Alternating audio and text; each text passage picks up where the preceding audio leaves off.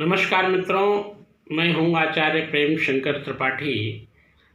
14 अप्रैल को सूर्य भगवान मीन राशि से निकलकर मेष राशि में प्रवेश करने वाले हैं।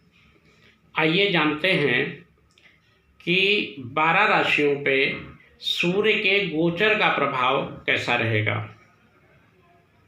तो देखिए, हम बात करते हैं मेष राशि की। मेष राशि पे सूर्य पहले ही घर में गोचर करेंगे। पहला घर हमारा सेल्फ है। आपके स्वास्थ्य के लिए महीना ठीक जाएगा। क्रोध से आपको बचना होगा। आपको अपने शरीर पे ध्यान देना होगा। एक्सरसाइज इत्यादि आपको करने होंगे। अगर आपको भगवान सूर्य परेशान कर रहे हों या आपको लगे कि हमारे हेल्थ में कोई समस्या आ रही है, तो आपको गेहूं शाम को थोड़ा भिगाना है और अगले दिन गाय को खिलाना है। अगर आप कोई सरकारी नौकरी के लिए ट्राई कर रहे हैं या कोई इंटरव्यू आप देने जा रहे हैं, तो उसमें भी इस माह आपको फ़ायदा मिल सकता है। अब हम बात करते हैं वृषभ राशि की। तो वृषभ राशि पे सूर्य द्वादश भाव में गोचर करेंगे। आपको अपनी हेल्थ का ध्यान रखना है। आपको हॉस्पिटल जाना पड़ सकता है। आपको कोई भी थाना, पुलिस या कोर्ट कचहरी इत्यादि से संबंधित अगर कोई विवाद है, मैटर हैं, तो उन पे थोड़ा सा जागरूक होकर के काम करना है। अगर 12वें घर का गोचर का सूर्य आपको डिस्टर्ब करें, तो आपको डोनेशन करना है। सूर्य से संबंधित लाल फल ले लीजिए, गेहूं ले लीजिए, या कोई भी ऑरेंज कलर के कोई भी जो फल हों उनका आप दान करें, आपको फ़ायदा मिलेगा। बात करते हैं मिथुन राशि की। मिथुन राशि से सूर्य 11वें घर में गोचर करेंगे।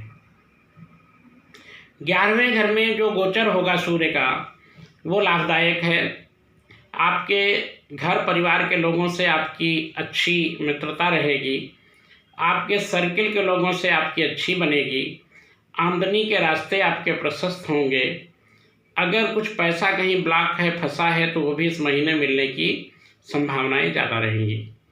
अब हम बात करते हैं कर्क राशि की। कर्क राशि के हिसाब से गोचर के सूर्य 10वें घर से गोचर करेंगे।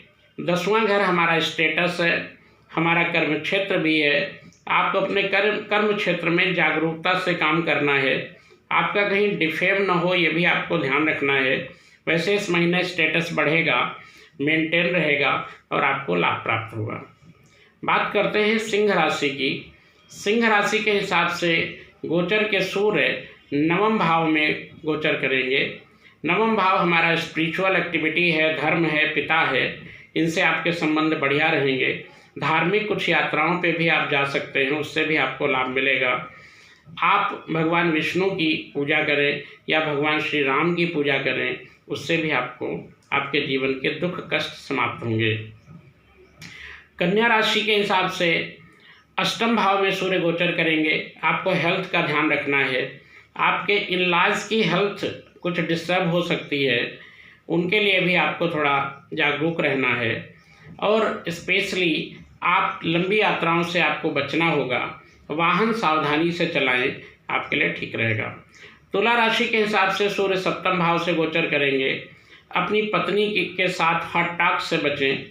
आपके जो बिजनेस पार्टनर हों, उनके साथ भी आपको हॉट टॉक से बचना होगा। अनावश्यक क्रोध न करें। वृश्चिक राशि की। वृश्चिक राशि के हिसाब से सूर्य 6ठ भाव से गोचर करेंगे। ऋण, रोग और शत्रुओं का नाश करेंगे। अगर नौकरी में कोई बाधा व्यवधान आ रहे हैं, तो उसमें भी आपको लाभ देखने को मिलेगा। अर्थात वृश्चिक राशि वालों के लिए सूर्य लाभदायक हैं।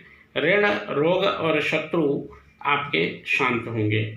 धनु राशि के हिसाब से सूर्य 5वें भाव से गोचर करेंगे। 5वां भाव संतान है। संतान का सुख आपको प्राप्त होगा। संतान से संबंधित बाधाएं दूर होंगी और संतान का लाभ भी आपको मिल सकता है।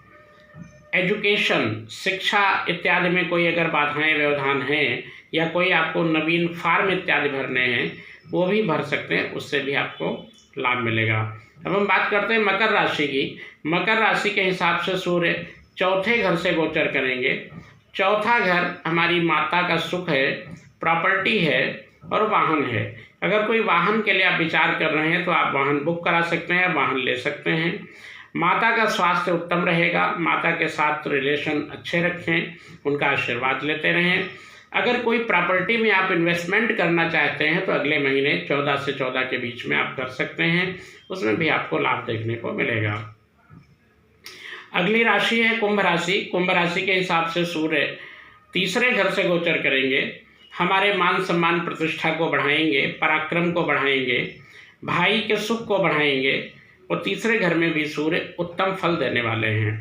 बात करते हैं मीन राशि। मीन राशि के हिसाब से सूर्य दूसरे घर में गोचर करेंगे। दूसरा घर हमारा परिवार है, हमारा फाइनेंस है, हमारा खान पान है और हमारा कुटुंब है।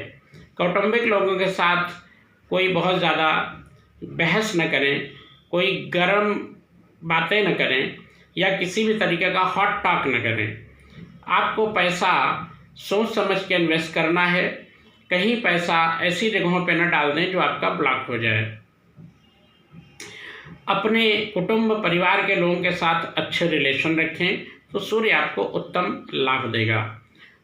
12 राशियों के लिए जो नॉर्मल सूर्य का उपाय है वो है भगवान सूर्य की आराधना।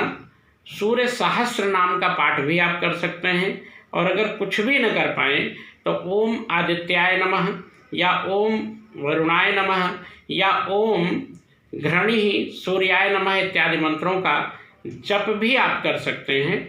और भगवान भास्कर को रोज अर्घ्य देने से भी सूर्य से संबंधित समस्याओं से निजात मिलेगी और आपको लाभ प्राप्त होगा। नमस्कार, जय श्री राम, हरि ओम।